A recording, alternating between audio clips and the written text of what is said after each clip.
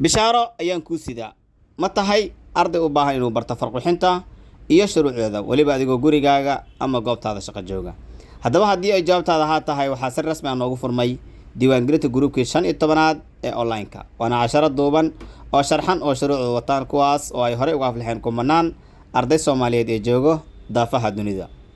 koorsadan waxayna ku qaadi doonaa by WhatsApp group taas oo ay ku diyaarsan yihiin macallimiin ku takhasustay hawsha farqixinta oo ka sixi doona cashar walba oo aad qaadato sax iyo qalad tii uu noqdo insha Allah sidoo kale koorsada waxay socon doontaa muddo 2 bil oo kaliya oo damaanad leh haddii adigu aad dadaasho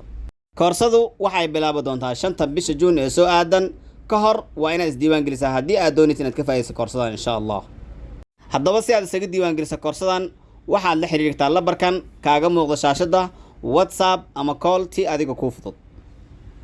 gabagabada koorsadan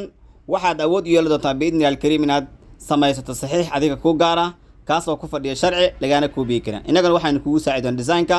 insha Allah ta'ala hadduu rabbi qadaro sidoo kale haddaad u baahan tahay si offline aad ku qaadato farqixinta waxaad booqan kartaa xarunteena Muqdisho gaar ahaan isgoyska baar wax degmada Halwadaag maasanid muuqaalkan like saar saxbadana gaarsiin